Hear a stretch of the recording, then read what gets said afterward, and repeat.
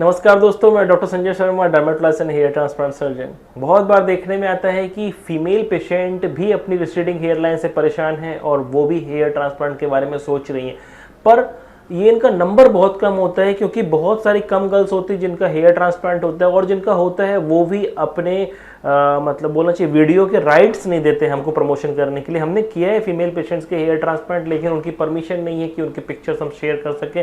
That's why बहुत सारे social media पे भी आपको एग्जांपल्स नहीं मिल पाते हैं, तो उनको लगता है कि उनका रिजल्ट अच्छा आएगा या नहीं आएगा।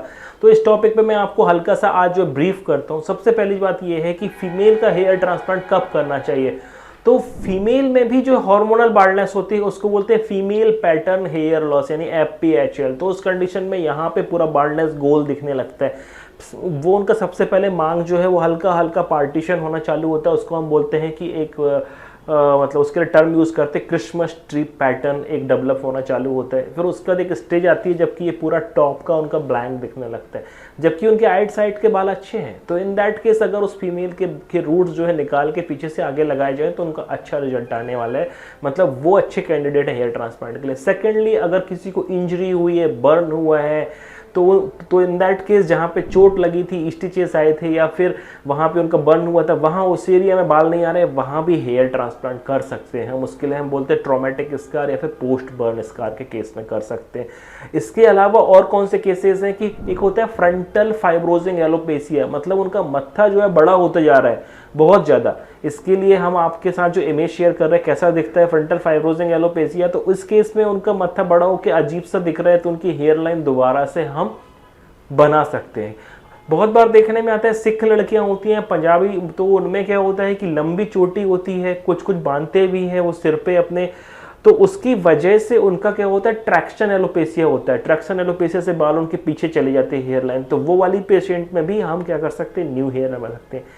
फीमेल का हेयर ट्रांसप्लांट अगर आप करने जा रहे हैं, सबसे इंपॉर्टेंट डॉक्टर बहुत एक्सपर्ट होना चाहिए और डॉक्टर रहना चाहिए क्लिनिक पे। अभी ऐसा नहीं कि सिर्फ आप टेक्नीशियन बेस्ड क्लिनिक से ट्रांसप्लांट कर रहे हैं, क्योंकि जो फीमेल के हेयर हैं वो उनकी हेयर लाइन एक स्पेसिफिक पैटर्न में बनने वाली है।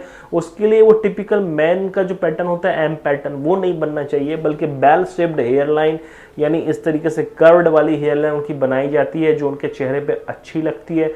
बहुत ज़्यादा फोरहेड लो भी नहीं होना चाहिए और बहुत ज़्यादा अपना हाई भी नहीं होना चाहिए। अप्रोप्रिएट एंगल पे फीमेल में अप्रोक्सीमेटली 6 सेंटीमीटर के आसपास फोरहेड रखना चाहिए, वो अच्छा लगता है। हेयर की डायरेक्शन अगेन, अभी यहाँ पे तो बाल लंबे होके पीछे ही जाने वाले हैं, तो इतना फर्क नहीं पड़ता कि आपने एंगल कितना दिया है, पर थोड़ा सा एंगल हमको जो है बोलना चाहिए 35 से लेके 45 के बीच रखना चाहिए एंगल फीमेल का। वो फिर बाद में उनके बाल लंबे होके चले जाएंगे और थोड़े अच्छा उनका वो आता है वॉल्यूम लुक, मतलब उनका अच्छा लुक देता है। तो ये सब चीज़ें हैं दोस्तों, जिसके लिए अगला एक बहुत इंपॉर्टेंट पॉइंट है कि फीमेल का हेयर ट्रांसप्लांट हमको नॉन शेवन करना चाहिए। पूरे बाल हटाने की जरूरत नहीं है, पीछे जहाँ से निकाल रहे हैं बाल वहाँ पे हम एक विंडो बनाते हैं, उनके रूट्स निकालते हैं और जहाँ लगा रहे हैं सिर्फ उतने एरिया को हम ट्रिम करके लगा देते हैं। रेस्ट ऑफ द ईयर मतलब अभी उनके जो हेयर है वो अच्छे रहते हैं और अप्रोक्सीमेटली 2 महीने के बाद कुछ भी जज नहीं होता कि हेयर ट्रांसप्लांट हुआ था। 7-8 मंथ के बाद वंडरफुल रिजल्ट आता है।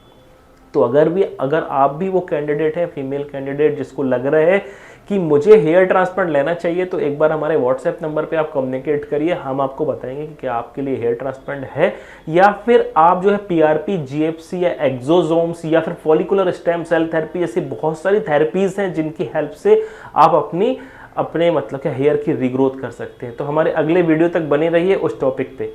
Thank you so much.